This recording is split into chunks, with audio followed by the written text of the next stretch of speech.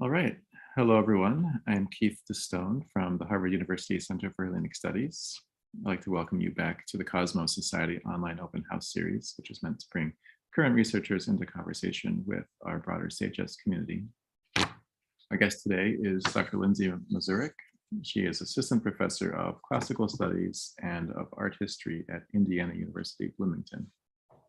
Her research explores questions of ethnicity, religion, landscape, and change in the Roman provinces, and includes work on Hellenistic seascapes and migrations, which we've talked about here before in another open house a bit, not with you, Lindsey, but another guest, a digital archaeology project called the Mediterranean Connectivity Initiative that uses social network analysis and GIS mapping to study how ancient social networks were created over time and space in the Roman Empire. Her forthcoming book looks at the worship of Egyptian deities, such as Isis, Serapis, and Anubis in Greece during the Roman period, and examines how local devotees reconfigured traditional ideas about Greekness in response to their religious practices. And today's conversation will focus on part of the research that went into this book. For those of you following along, there is a handout. Please click through from the video description to the Cosmos website to find it. So, Lindsey, I'd like to turn it over to you now. Thanks so much for joining us. Yeah, thank you everyone for joining me on Friday morning. It's really lovely to meet all of you. So I have prepared a short presentation about sort of the project in and of itself. I'm focusing particularly on chapter 4, which I think can kind of encapsulate several of the bigger issues surrounding the problem of what it means to worship Isis as a Greek person who lives in this Roman period. There's a lot of layers that are kind of happening here in terms of materiality, sort of what we're making things out of, what we make them look like, in terms of textual, hymns, composing and creating a persona for Isis in this Greek context, as well as sort of setting her in Greek territory. So I thought I'd maybe run through a few slides and then try to open it up for discussion. I'm very happy to answer questions as I go, so please feel free to shoot your hand up or whatever if there's a question that you have while I'm presenting. So with that, I will share my screen here. All right. So when Egyptian deities came to Greece, Greek devotees had to make a decision. These are new deities. They don't actually have an established sort of sculptural repertoire. So they really had 3 of the more likely options they could have picked. They could have chosen to import statues from Egypt. They could have chosen to make local imitations of these Egyptian statues. Or they could have chosen to create new images of these deities in their own local materials and styles. And they overwhelmingly choose the last option. This is not the obvious or simple choice, really. There's a lot of Egyptian imports that are circulating around the empire. In many ways, it would have been cheaper and easier to just buy statues off of the open market. And in fact, that's what they do in Italy. So for example, there's a sanctuary that we know is in Benevento, not too far from Trajan's famous arch there. That sanctuary was excavated very quickly, and the statues, there's a huge number of statues, are in the Museo del Sannio, but we don't actually have the sanctuary itself. So in that collection, we have all sorts of imports. We have, actually imported statues. We even have my favorite, this truly terrible statue over here on the left, a 13th dynasty statue of Pharaoh that's then been horribly recarved to try and look like Domitian. And then we also have, carvings that are in a Greco-Roman style, but still in these imported statues, these imported sort of materials. And the materials themselves are actually really important here. They tell us a story about the images themselves. They have these connotations of luxury. My colleague Stephanie Pearson just published a book with De Gruyter about Egyptian materials and imports, and she really points out the nuanced ways in which these materials communicate an idea of luxury and sumptuousness. They also can have this idea of telling us a story about the biography of the object and the thing it represents. So scholars like Peter van Domelen and Bernard Knapp have talked about these things as sort of a symbol of mobility, a function of a biography. And in the case of Isis, they really serve as a sort of a synecdoche of Isis's larger biography. They tell the story of her origins and the travel that she had to do in order to come to places like Italy and the ways in which she was received there. But the odd thing is that when we look at the Greek context, there's no shortage of sanctuaries. In fact, by the 2nd century CE, pretty much every city in Greece has some sort of sanctuary to Isis. There's evidence of it really all over. We have sanctuaries from Hadrian's Wall. We have sanctuaries from as far away as Afghanistan. Pretty much every major site has something. But only a handful of these sites actually preserve any Egyptian imports at all. And the ones that do have Egyptian imports really have 1 or 2 items. There's one site that I think has 4, and that's Rhodes. And they're also very early. These are some of the earliest sanctuaries to Isis and Serapis. So by the 2nd century CE, you're really maybe going to see 1 or 2 per sanctuary. So the question then becomes, why is there this regional difference? Why is it the Greek-speaking world has chosen to represent Isis so dramatically differently? And for me, that question came down to, what is the purpose of Egyptian religion in Roman Greece? Why are we worshiping her? My ultimate argument in this book is that actually Egyptian religion serves a very different function in Greece because Greece is itself a province. Greece is itself is subject to Roman imperialism. And so they need a different answer. They need a different version of Isis than was in use and in practice over in Italy. My argument more or less is that these sanctuaries are trying to create a version of Isis that makes sense and is useful and functional in a Greece that's ruled by the Roman Empire. Greek deities needed to be placed. These Egyptian deities need to be placed in a history of Greek religion, in Greek culture. And there was a desire to make Greekness ultimately this prism through which all the cultural exchanges in the Roman Empire are functioning. And Isis serves as a really good case study for exploring the ways in which these manipulations of deep history, of time, and even geographic space could be used to create a new version of Greek identity. Now, this version of Greek identity is very particular because our traditional understanding of how Greekness works in the Roman Empire is actually very narrow.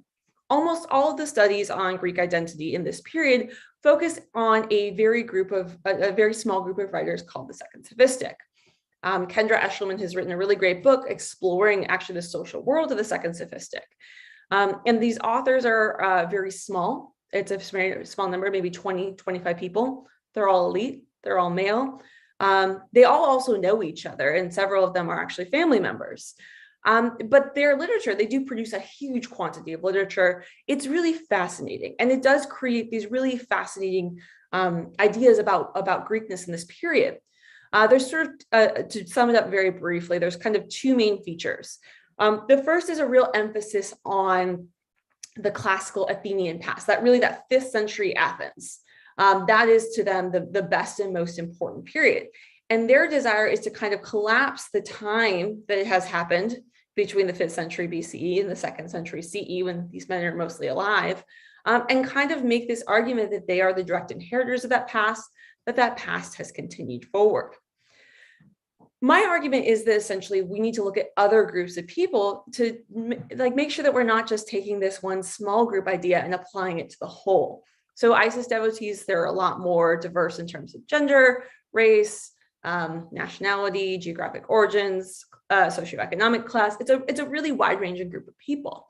And more or less that what I've discovered through my research is that they are actually interested in a different version of Greece. It has a lot in common with the Second Sophistic idea. But instead of looking to the 5th century of Athens, they actually look to myth history. They're interested in sort of finding a way to put Isis in the very origins of Greek mythology, in the Homeric hymns, among sort of the Hesiodic texts. They want to put Isis there. They're also really interested in, besides that sort of obsession with deep time, they have a really different geography of Greece. Their Greece is very large. It is not focused in on Athens specifically. It actually has no real territorial boundaries. Somehow Greece can contain both Athens and the Nile. And so they have this version of Greece that really looks back, very, very far back, but also looks really far out. And so it is in some ways a timeless and a borderless Greece. So I wanted to start off actually by looking at some of these hymns that I have in the handout. I apologize, I kind of moved things around from the order I thought I was going to. So I'm actually going to look at the second text on the handout first, which is this text that comes from Meronia in Thrace. So this comes from the 1st century BCE. I've got a picture of the stele here. And these texts, I think, are really foundational to understanding how we're conceptualizing Isis and Serapis and the other Egyptian deities in this period. This is part actually of a larger corpus of aretological texts. The earliest ones come from the 3rd century BCE. They're produced into the 4th century CE, probably the 3rd century, but some of the dating will extend into the 4th. They're only found in Greek context, the actual inscribed stones. So this one comes from Meronia. We're going to look at one from Kyme and one from Thessaloniki. There are also examples from Andros. There's an example from Cassandrea up in northern Greece as well. So we really do have kind of this very limited sphere where they're used. We do know that they are set up in sanctuaries. They seem to have been read. They're actually punctuated, so they will be read consistently. Scholars like Ian Moyer and Parskevi Martzavu has hypothesized that this is part of a ritual, perhaps an initiation. But what's also interesting about these texts is they clearly weren't a secret, because they then appear also in second sophistic literature. Most famously, Apuleius includes one at the beginning of book 11 of his novel Metamorphoses. There's also snippets of it that appear in Plutarch's perhaps not a very well-known text, his treatise on Isis and Osiris. That is a pretty oddball piece. But more or less, there's a sort of consistency in how these texts are composed. And they kind of cover the same features. They tend to talk about who Isis's parents and family members are. They talk about what Isis's sort of powers and responsibilities are. And they talk about sort of her geographic connections. So what is her connection to Egypt versus Greece?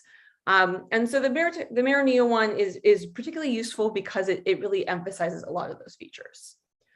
So here's a short excerpt that kind of comes towards the end of that.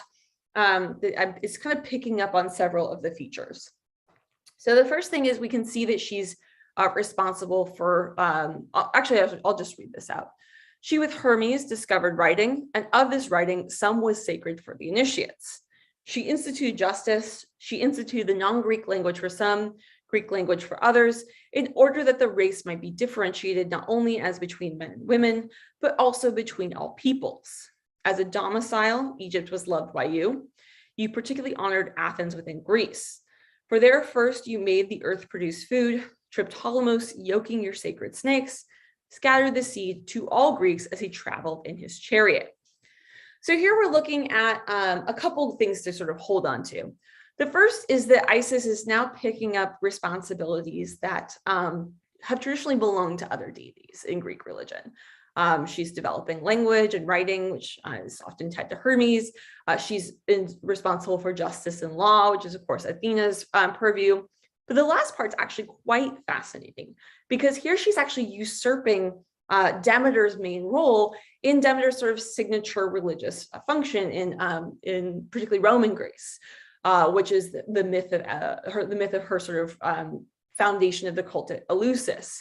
So Triptolemus is a hero that's connected with her in Hesiod, in Hesiod's description of this myth.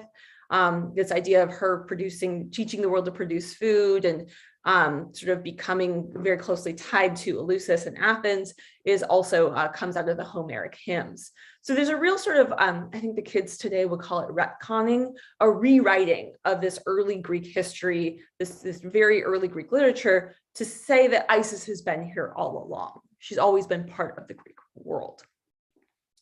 So that kind of gets at some of the key features of these hymns that I think are really important to understanding who Isis is at this point. So now I wanted to look at some statues. I am fundamentally an archaeologist and art historian, and I'm really interested in thinking about how these ideologies affect the ways in which people would experience the cult as they worshipped in the sanctuary. So for that, I want to turn to the sanctuary it's called the Serapeum at Thessaloniki. It's called the Serapeum just as a scholarly function. It's not specifically dedicated to Serapis. In fact, Isis, Anubis, and Harpocrates, as well as Serapis, are all venerated here. So this sanctuary has a bit of a sketchy excavation history, sadly. It first arose in the wake of the 1917 fire that destroyed much of Thessaloniki. It's excavated haphazardly up until about 1939, after which it is built over. And in fact, the sanctuary today probably lies underneath, I think, an Alpha Vita grocery store in Thessaloniki. It's in on the intersection of Eleni Sfonu and Karoli and Dimitriou streets. So a little bit northwest near the Western City Gate. Of course, we don't have, also sadly, the excavation records were lost probably during the one of the world wars. Second one is the most likely candidate. We have a few odd maps. So here's sort of the best map I can show you. We know there's at least 2 small temples. We know that it's inside a portico. We have attestations of other potential buildings in there. Maybe a fountain, maybe a small sanctuary to Osiris. We know there's a series of altars and stelae that are put up, but we don't really know a lot else. This also extends, unfortunately, to excavation records and museum records. What we do have are a handful of publication of short 1 to 2 page publications that were excavation reports, as well as a handful of museum records. And those allow us to actually reconstruct the find spots of about 35 pieces of sculpture. So that does give us not perhaps a full detail of how all of the pieces were displayed, but a sense that all of these pieces were more or less together, and for a couple pieces, a more thorough display context. So really, I want to start talking about the statues of these Egyptian deities. We have 3 distinct statue heads of Serapis that are associated with this sanctuary. So Serapis has a very nondescript iconography, I guess is the best way to describe him. He has very long curly hair. He has a big full beard. He has a very idealized face. He has a mustache. And really the only way that you can tell that these heads are of Serapis and not, say, Asclepius or Zeus or Poseidon is the fact that Serapis has a small part in his beard. So they sort of parts in the middle. And really that's on purpose. He is a deity that, he's new. And in order to create this new vision of who he's going to be, the sculptors clearly go to the existing language that they have for depicting important male deities, particularly deities that sort of have a king-like function. And so, in fact, it can be very difficult to tell that something isn't a statue of Asclepius, for example. And that's serving really 2 functions. The first is to actually explain to these new viewers, what are the characteristics of this deity? What is he like? What can I expect from him? And the argument more or less is that they can expect similar things that they would get from deities like Zeus and Asclepius. The second is that this is fundamentally a Greek deity. These are done in a very traditional Greek sculptural technique. Actually, all 3 of these examples date to the 2nd century CE. They are carved in the same technique. Particularly the hair is very, very characteristic of this period. You can find statues of Hadrian with the same style of hair cutting. It also is meant that he's meant to look very Greek in terms of the way that the face is done, the movement. But the last thing I think is also really important is, again, these are statues that are done in white marble. These are not statues that are done in basalt. They're not done in diorite. They're not done in porphyry. They're not done in any of the materials that would be very characteristic for a Greek deity. So this is sort of the 3 heads of Serapis that we have from the sanctuary. all three of which would have been put into a larger body. It would have been ultimately a little bit over life-sized.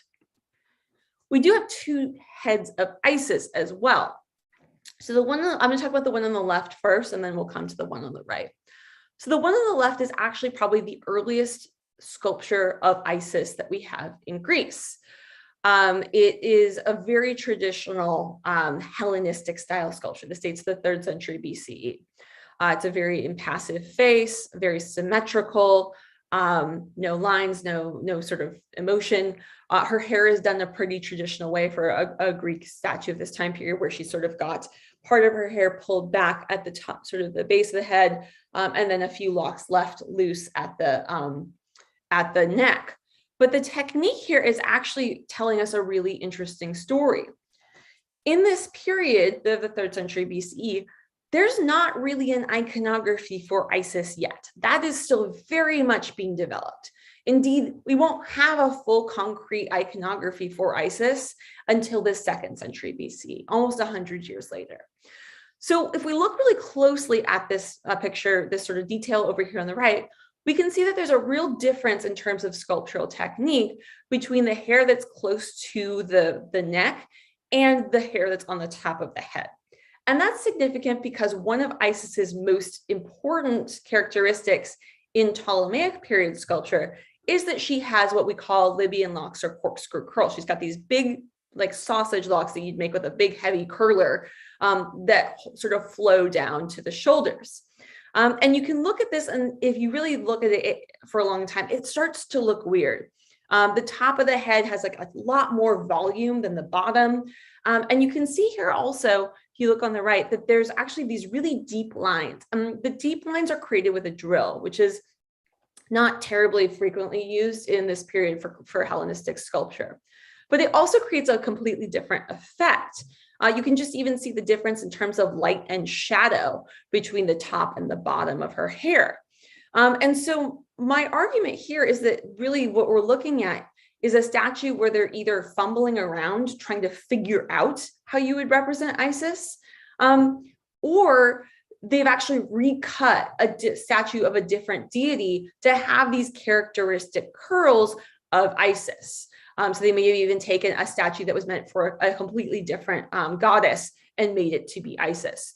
The other thing that they do is you can't really see this, but at the top of her head, they actually have a hole that they've drilled in because Isis normally has some sort of crown, and that can be done in marble or in metal. And so they likely just use that as a way to insert that statue there. So now if we look at the one on the right, we can see really the mature style of Isis. This is a 2nd century CE sculpture of Isis. It's really quite a beautiful piece. And you can see that she really functionally has the same hairstyle and really the same face. Again, it's very impassive, very symmetrical. She's a slight turn to her head here, but fundamentally the top of her hair is still sort of these wavy locks that are then tied in the back. This one has a diadem holding her hair back. And then we have these really heavily drilled corkscrew curls that go around the neck that are very typical of this time period. And we have also just this really beautiful sort of finish on the statue. Also kind of an interesting feature, you'll notice there's like a hole at the top of her head and sort of a flat spot on the left. That's also, again, connecting to this idea of adding a crown to her head. This one's a little bit unusual. I don't know exactly what it would have looked like. The left sort of flat spot is quite unusual. So the last part of this group is actually the child of Serapis and Harpocrates. Here we see a kind of a fascinating moment in terms of what it is, how we're going to accomplish this contextualization of Isis and Serapis into Greek religion. So here we have a depiction of Harpocrates. He's very cute. He sort of depicted as a very young boy. He's got these sort of cute, chubby thighs, and he's got a very sort of chubby posterior. He has kind of a youthful body as well, with a bit of abdominal muscle and pectoral muscle. But the whole effect, again, is ultimately very Greco-Roman. He's got very Greco-Roman hair, Greco-Roman face. But he is doing a couple sort of Egyptian things that are very characteristic. The main thing is this gesture where he touches his finger to his chin. You also sometimes see him making a shushing gesture. This seems to be connected with his idea as a child's god in Egyptian religion. That gesture seems to come over. But what's quite interesting is that they're really using Eros as the model here. In fact, we actually have statues from places like Mycenae where you will get Harpocrates, and he'll have little cuts in the back of his shoulders where they clearly at one point had stuck in wings.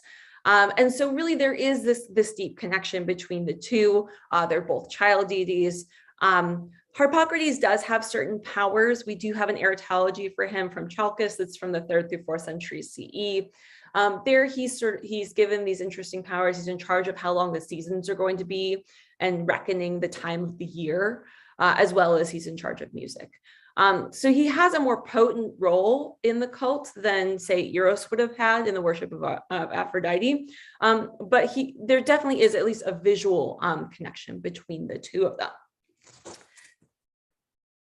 We also have this other sort of feature that's kind of fascinating when it comes to these deities in terms of how they're being conceptualized with the other Greek deities in the region. So we have all 5 of our heads. They're clearly very Greco-Roman in material, in style, particularly in technique. But putting these together, they're actually part of a much bigger sculptural program. I mentioned there's 35 pieces. Some of these are portraits that are done in a contemporary style. There's some decorative pieces, including table supports. But we also actually have quite a few statues of Greek goddesses in particular. So I'm going to take a quick pause here because I did see, I'm now seeing I have a couple questions. This sort of collapse between, I have a question here from Suzanne Lai about the collapse of identities and powers into a single god or goddess. Is this pressure from the rise of Christianity and monotheistic cults? This is a big question. So this long predates Christianity. We really start to see this cult rising in the 3rd century BCE. And actually this sort of practice, we often get it described in religious studies as henotheism, in which you have a singular deity of which, like many other deities, are almost avatars. Isis actually comprises all of these deities. That has been seen as potentially a precursor to actually monotheism itself. That's really controversial, and it's a huge fight in early Christian studies. There's also a lot of interest. I often get asked, is Isis the precursor for the Virgin Mary? And the answer to that is, I don't know, maybe. It's such a tangled knot. But it actually seems like it might be going the other direction. I also have a question from Kate Topper about the possibility of recutting the head. Would the mismatch between the top and bottom of the head have been evident? Probably not. My guess is probably not. My guess is that it was probably a fairly successful statue, because we don't have evidence of them replacing it for almost 500 years. So my guess is that it probably was. It's only super obvious if you're able to really, and if you care enough to get really in there. Okay, so those are the 2 questions I have so far. Did anybody else have a question in here while we're taking a quick break? Yeah. Bill? No, hey. I was wondering, it seems to me that Isis in this case is the Great Mother, which I don't know how that works, but a number of goddesses seem to be lined up for that title or included as you said, as avatars. Yes. That is one of the things that's most commonly mentioned in these these erotological texts, is her connection with motherhood. And actually, specifically in Macedonia, there's an epithet attached to Isis. She becomes Isis Lochia, which is the Isis of childbirth. She seems to take that over from Artemis, particularly at places like Dion, where actually she takes over the Artemis shrine itself. In terms of, she's often then, that metaphor of motherhood is really powerful in the erotologies. And we do see that quite frequently. What's I was a little bit surprised to see that we don't actually get a ton of statues of her as a nursing mother in Greece. That's a fairly common statue type that you see in like Asia Minor, in Italy. There's actually a whole book on that particular statue type. For whatever reason, that particular aspect did not take off, even though regionally, like here in Macedonia, she's definitely very closely associated with childbirth. Maria?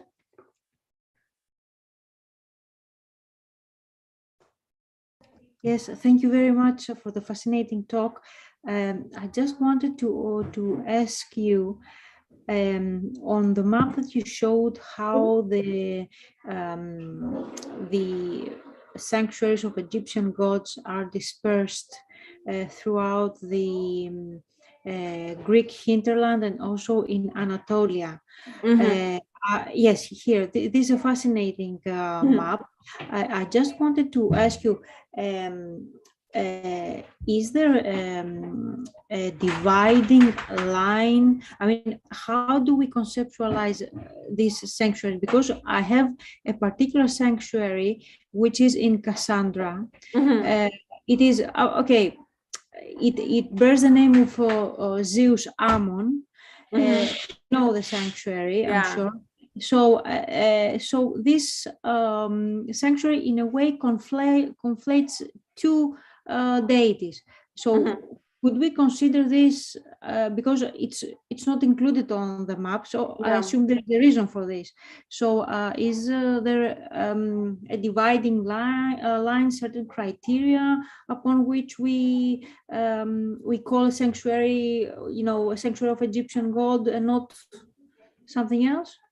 Yeah, that's a great question. So in terms of the Zeus Ammon one, that's a point of contention, but the argument with that sanctuary is that we can actually identify around the 4th century, the end of the 4th century, beginning of the 3rd, there's like this wave of Egyptian migrants that go to Greece and they found the sanctuaries. And that seems to be the thing that really kicks off the popularity.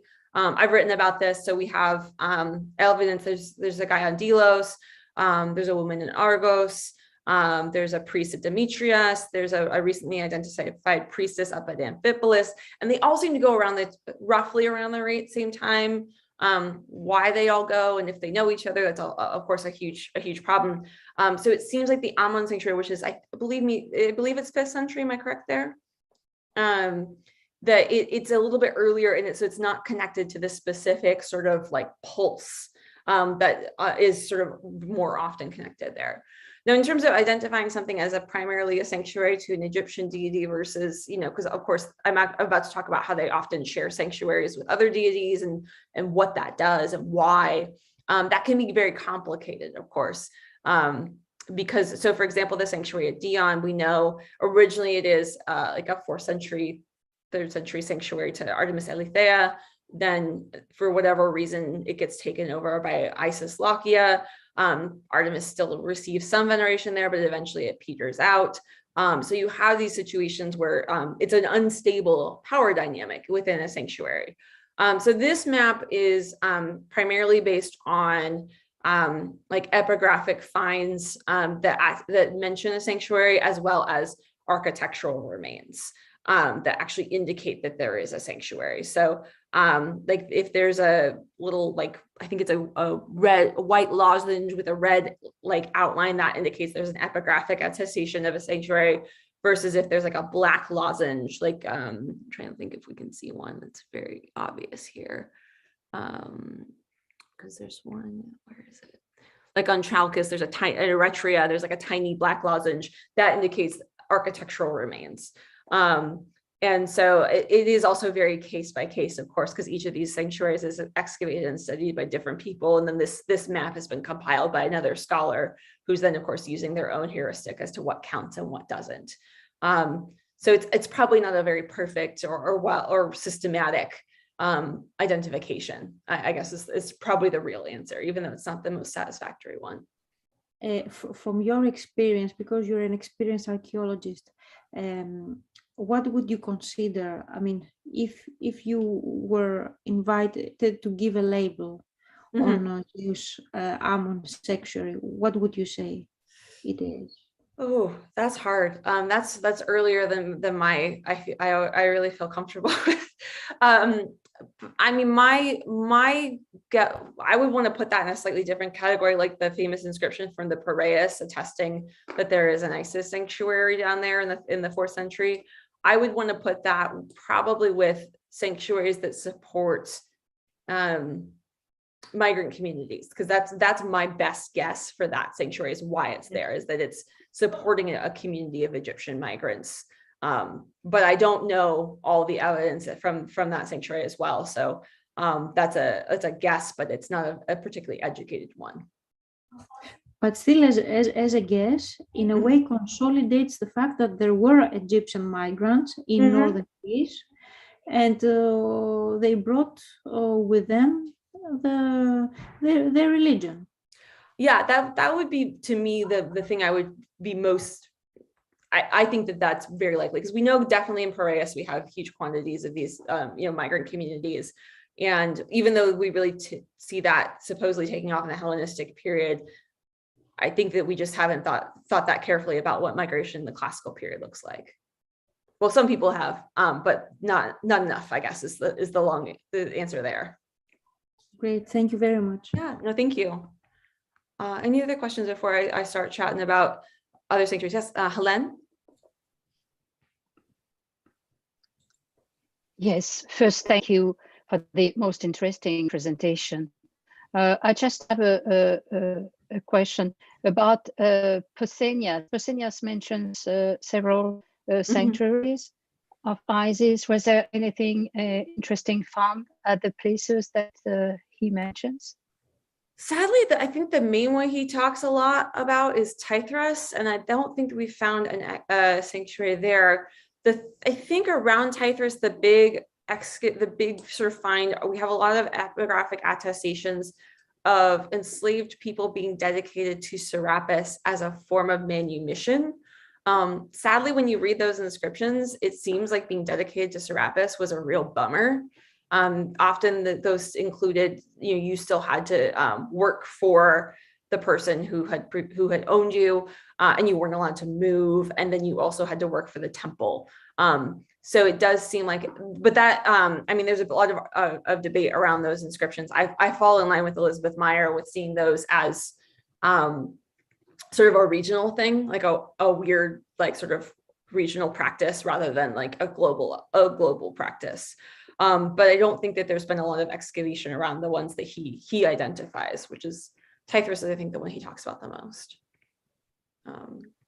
Thank you. Yeah, thank you. I see a question from Bill about Roman soldiers spreading the worship of Isis. Not in Greece, they don't. That's not the primary mechanism that we're seeing for transmission. I have a discussion about this in chapter 2 of my book. I think what you're primarily seeing is commercial migration being the main sort of spread. There's a pretty good argument, and Parskavi Martsavu has written about this, that the sort of the semi-abandonment of Delos in the 1st century BCE is a big push, particularly in terms of popularizing the cult in Macedonia. We do think that there are potential for Ptolemaic soldiers to be spreading the cult. So, for example, there's a sanctuary that's really, we don't have a ton of it. We have mostly an inscription and a bit of hollowed out bedrock on I think Santorini that has been tied to a Ptolemaic garrison. Now, in terms of outside of Greece, we do know that it's a popular religion among soldiers. So, for example, this sanctuary on Hadrian's Wall is obviously associated with a Roman army camp. And I certainly can't rule them out as a vector. They're certainly a highly mobile group of people, and they seem to have been pretty effective in spreading the cult of Mithras, for example. But there's not as strong a connection between the Roman army and Isis as there is with the Roman army and Mithras. Right. Any other questions? I was wondering if you're going to get to Apuleius, who hero mentions respectfully many gods and goddesses, but Isis seems to trump them all. Mm-hmm. I wasn't planning on talking about Apuleius today. He does feature quite a bit in my book. I mean, is there a particular sort of issue that you're interested in, or just generally my thoughts on book 11? Well, I would just like to hear what you might think about it in connection with what you mentioned about the move toward monotheism, unpacking syncretism, Hellenistic syncretism to the Christian era. Yeah, I think, I mean, Apuleius is actually a really fascinating character because he himself is a Platonist. It's interesting, the statue of him that they dedicate him in his hometown of Maduros, it actually commemorates him not as a novelist, but as a Platonic thinker. And we know from like other texts, I mean, of course, whenever anybody gives you their own biography, you have to be a little, a little critical of it. He does talk about actually spending quite a good deal of time in Athens among the other thinkers of the Second Sophistic.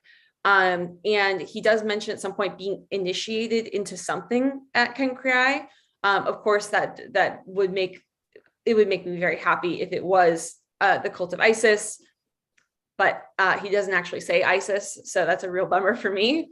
In terms of the representation, I do think that Apuleius, if he wasn't actually an initiate himself, he knows a lot about the cult.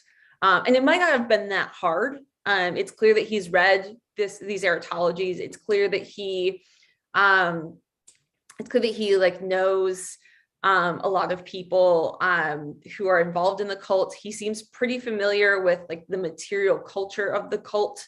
The rites he describes, we have independent attestations or visual representations that don't directly contradict what he has to say. But one thing that I think there's Richard Gordon, who's a really great scholar of mystery religion, has a really good point about this in a book review I read many years ago, that even if Apuleius, had direct firsthand knowledge and is telling us the complete total truth about what the rites he saw were, he can only tell us about one rite, like at one sanctuary at one point in time. And I think that's a really good point to keep in mind, is that we don't actually have evidence that this is a systematic religion the same way that, Catholicism is today. There's not really, apart from these texts that we think were read communally, we don't know that they really used them in the same way, thought about them in the same way. We don't know that they practiced all the same religions. We don't know that they all had the same cultic calendar. There's really the possibility, particularly across time and space, for quite a bit of a variation. And so Apuleius in my book is a really useful source and absolutely invaluable. And I tend to give him a bit more of a positive reading. But at the same time, I try to recognize his limits. He really, he can't tell me how these things changed over time, or if, they're doing them differently in Thessaloniki versus in Kenkrei. If I may, I think you mentioned book 11. Of course, that's the last of the books, and that does seem to be a culmination of the story. I must admit I don't read Apuleius as quite so episodic, picaresque, disjointed as some other writers have talked about it. So I think that the end of the story is really kind of pulling it all together, and Isis is it. I mean, that's definitely Ellen Finkelpearl has made that argument really well, and I think that there is a sort of a tonal problem between the two, but I don't necessarily see that as evidence that like there's some. I think that there is meant to be some sort of unity through the text. It just seems like there's sort of an odd shift, but that doesn't necessarily mean that there's a break, so to speak. Well, like Amor and Suki, people miss that there's no Amor and Suki in the second half. No. That part's But done. but yeah, right. That's sort of like the prelude to the great goddess, who is everything. And your aratologies, are just They're great fascinating. earlier proof that that's how she was perceived. Yeah, it's definitely clear that that's how they, particularly in the Greek world, they really wanted her to be perceived in this particular way. That might actually be a great segue for me to start talking about the ways in which these statues were then displayed among other statues of Greek deities. So this sculptural landscape at Thessaloniki also contains statues of deities that at first glance don't necessarily have a ton in common with Isis. So this is a part of a statue of Athena Parthenos.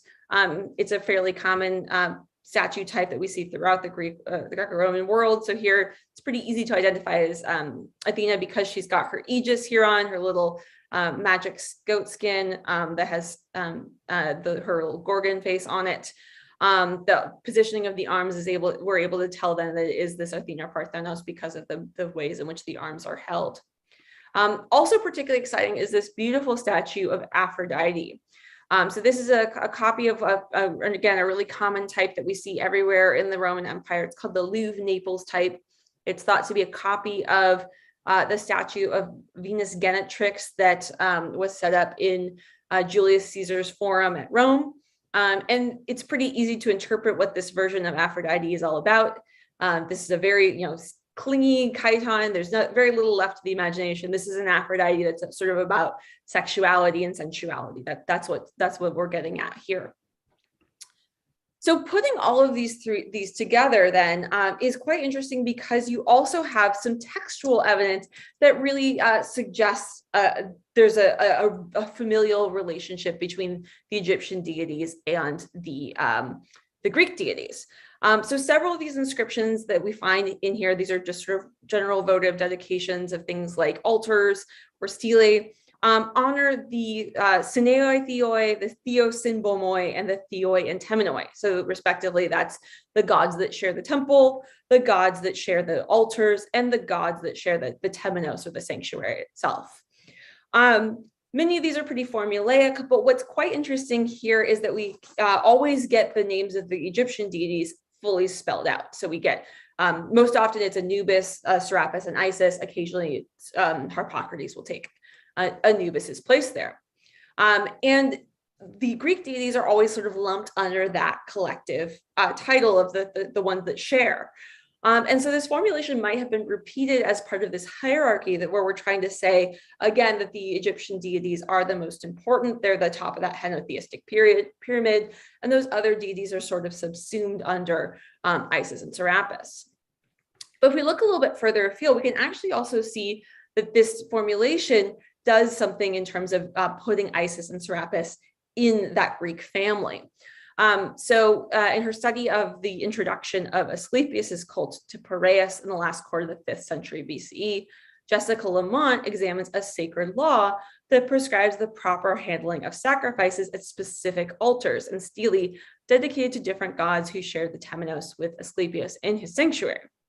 She argues that the sharing of sacrificial altars and rituals with established deities was a key mechanism for validating Asclepius's cult and integrating the new god into Piraeus's landscape. The inscriptions also indicate that Asclepius shares his sanctuary with gods like Apollo, who's his father. Sharing this sanctuary then puts Asclepius in a myth historical framework that links him with these really well-known deities. But also we know that these gods from his other sanctuaries in Epidaurus join him here. So viewers who are seeing these statues of Asclepius from Athens and Epidaurus and reading these texts, they would actually see the god as part of a larger retinue of Greek deities that he shares in these sanctuaries and repetitive rituals, and that he's actually a member of a divine family. This all helps worshipers make sense of him, put him in the context of Greek religion, and really feel him as part of something they already know and understand. So my argument is that the Syneoi Theoi referenced in these Isiac inscriptions might have served a very similar function. So we have actually several Isiac texts, including the Thessaloniki Eratology, that really try to make these connections between particularly Aphrodite, Athena, and Isis. I've identified there's basically three ways that they do it. They either ascribe acts and traits of Greek deities to Isis. They can create a direct equivalence between Isis and a Greek deity, or they will create a whole new genealogical background for the goddess.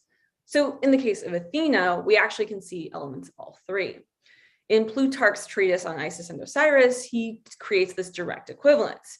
He argues that the Egyptians themselves call Isis Athena because she brought herself into being. Similarly, the Thessaloniki Eratology grants several of Athena's traditional roles and deeds to Isis. Now, we don't actually have all of the Thessaloniki Eratology. We only have fragments. But what we do have actually suggests that it's a direct copy of a text that we have in full, which is a Hellenistic Eratology from Kyme in Asia Minor. So we can use the Kyme text to reconstruct what the Thessaloniki text would have said.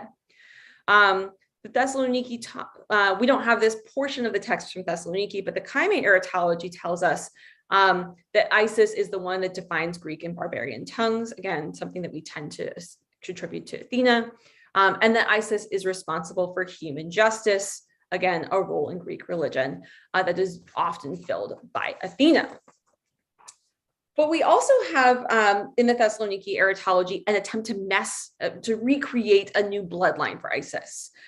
In line 5 of the Kyme text, Isis is described as the oldest daughter of Kronos.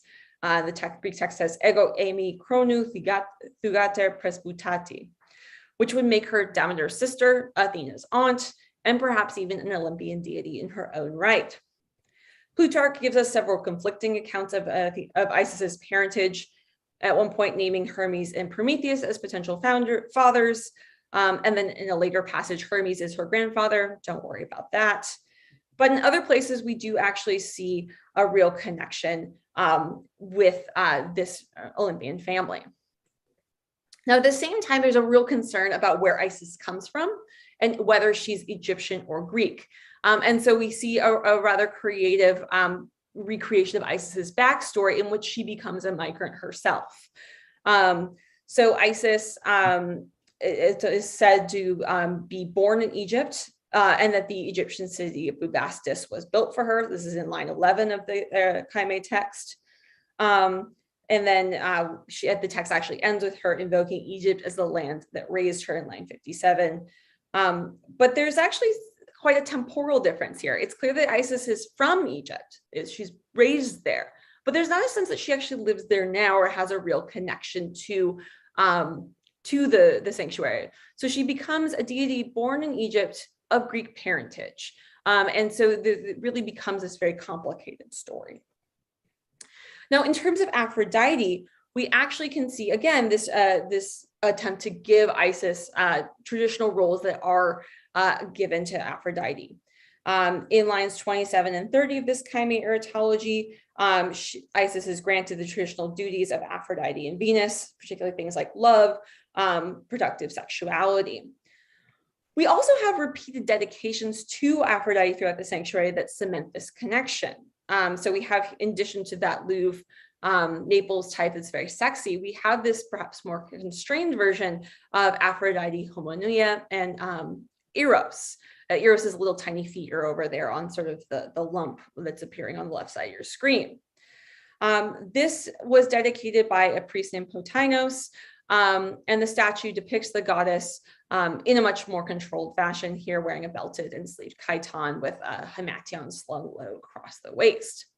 I'm particularly excited about the presence of Eros here. If we think about this statuette presented alongside the statues of Harpocrates and Isis that we find in the sanctuary, you really start to see, again, that equivalence between Isis's relationship with Harpocrates and Aphrodite's relationship with Eros. So by reassigning all these powers to Isis, the Kyme Eratology and its copy in Thessaloniki really take an expansive view of the goddess that sets her among some of the most prominent female divinities in the Greek pantheon. Within Thessaloniki's Greek sculptural landscape, where Isis appears in Greco-Roman style among several other Greek deities, I argue that viewers could really read these statues of Greek goddesses as potential avatars of Isis. the epigraphic evidence really demonstrates that there's an attempt to collect Egyptian deities with Greek gods, which would have probably helped devotees to place these gods within the family and the history of Olympian deities that they knew well. This connection would have then been solidified through this erotology, which probably would have been read in the sanctuary as part of a ritual performance. I don't want to forget the fact that Thessaloniki is in fact one of those few places where we do see an Egyptian import. We have one statuette of a god Tutu. He's a Sphinx deity that appears in the Ptolemaic period. He's very fun. He has knives for feet and a snake or scorpion tail alongside his Sphinx body. There are really nice examples of Tutu that are preserved. I think there's a really good one in the Brooklyn Museum today. But what's particularly exciting about this statue, if we look at it in the context of all the other ones, is again, he's very clearly made of a Black Egyptian stone. He's very clearly different from the other materials that we have. And so what we're seeing here is a real play with materiality. Something like this would actually really fully underscore the ways in which our Greek statues of Isis and Serapis are so fully made in a Greek world. They're not only made in Greek style, they're not only copying existing Greek statues, they're not only trying to make those visual equivalences, they're actually made of Greek materials. They're made of the stone that comes from the Greek earth. And so that's part of what I see as this attempt to really ground Isis in ancient Greece, and particularly this deep time version of ancient Greece. A version of ancient Greece that is grounded in Homer, in Hesiod, in deep, deep time. But at the same time can exist as a deity who comes to us from Egypt. And so in doing so, they really create a version of Isis that is cosmopolitan, outward looking, and similarly grounded in the deep past. This, of course, presents a nice alternative to the second sophistic Greekness I discussed earlier. This is a version of Greekness that was available to a small select group of people. It's really only available to people who worship the deity Isis. It's not a large group. It's not a particularly small group either. But it does indicate the potential for thinking about how can we explore smaller group identities with the evidence that we have today. So with that, I'm going to wrap up my presentation. I'd love to take more questions if anybody has anything else they'd like to ask me. Hi, Gail. Yes, I just wanted to ask you about the influence of the Ptolemies. The pharaohship of Egypt was, of course, taken over by Alexander's great general Ptolemy. He made a specific effort to blend Egyptian and Greek gods in Egypt. And of course, after Ptolemy and his heirs, Alexandria became a huge intellectual center, also for trade, probably for ideas. And I wondered if you might comment on whether or not you feel this was an influence or actually really propelled the spread of Isis worship, Isis and Serapis, which was the Greek blend, I believe, that Ptolemy sort of created between Apis and Zeus in Egypt. Yeah, it's a really big question. It's a difficult one to answer. It's very clear that the fact that the Ptolemies are more engaged in trade with, and they're also fighting wars in the Greek islands, that's certainly good, has to be influential. It's clear that the Ptolemies didn't see this as like a plan. They didn't actually coordinate and use Egyptian religion as sort of soft power. That was an early suggestion. That's probably not what's happening. That being said, I do have that suspicious group of Egyptians who move to Greece and start founding Egyptian sanctuaries. And why do they all go? I don't have a satisfactory answer for what draws them north and what inspires that decision. My colleague at Cornell, Caitlin Barrett, she is much more bullish on the Ptolemaic influence there than I am. But it's certainly a place where there's, I think, reasonable people can firmly disagree on that particular topic.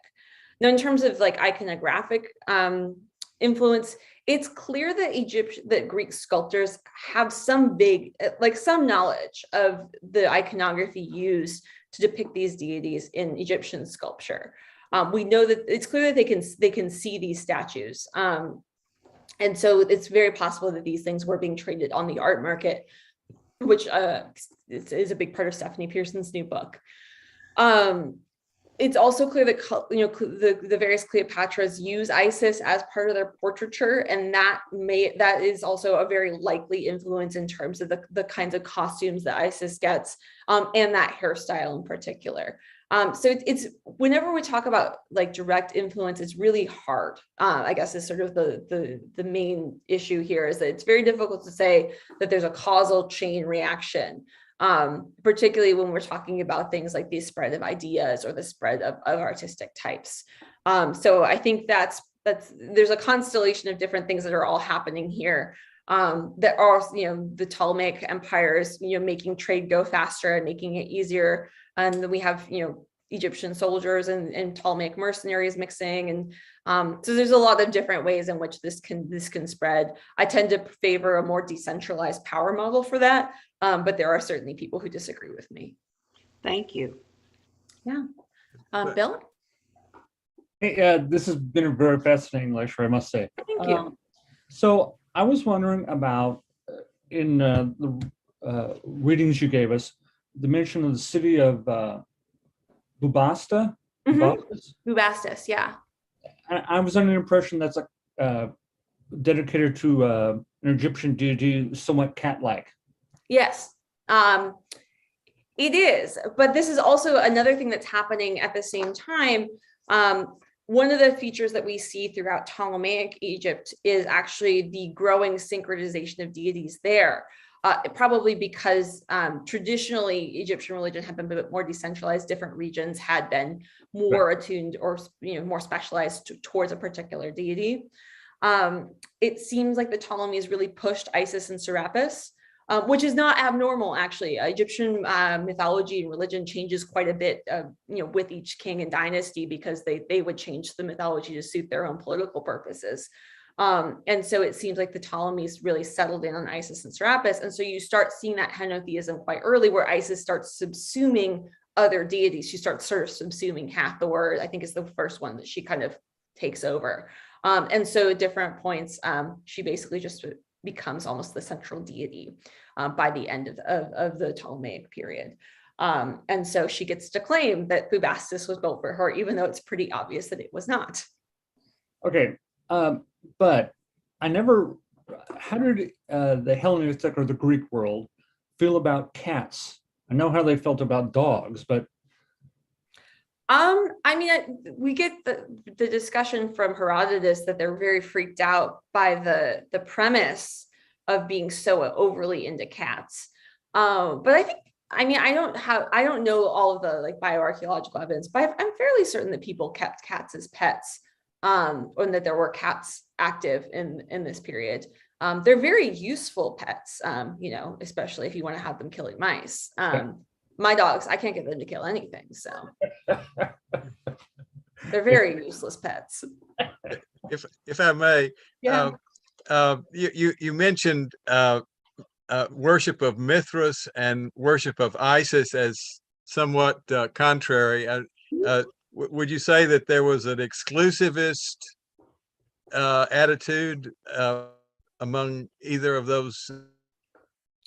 It's a really good question. So it's clear that if you worship Isis, you definitely, people who are still participating in sort of civic religion, they're still going to the sanctuaries of Hera or Zeus or whatever. We actually have evidence of people serving as priests of Isis and Poseidon at the same time. In terms of whether you would be able to then be a devotee of Isis and then be a devotee of Mithras, the only place I've really studied that is at Ostia, and the answer to that does seem to be not really. I don't know that was fully a cultic regulation. I haven't seen any cultic regulations that say that you can't, but I think in practice we are not seeing an overlap in terms of the dedicators between sanctuaries to Mithras, sanctuaries to Cybele, and sanctuaries to the Egyptian deities. And it's also possible that the fact that we tend to conflate those three today under the heading of mystery cults is a scholarly invention of Franz Cumont in the early 20th century. It's very possible that he kind of well, I don't think he intended to. I think he created a category that then we assumed was real, and it might just be a modern category. Thank you. Yeah. Thanks so much, Lindsey. I want to respect your time and wrap it up here, but this was really wonderful. Yeah, thank you super everyone so much for coming. Obviously from all the questions as well. So yeah, thanks to all of you for coming and all of you out there watching, and join us again next time.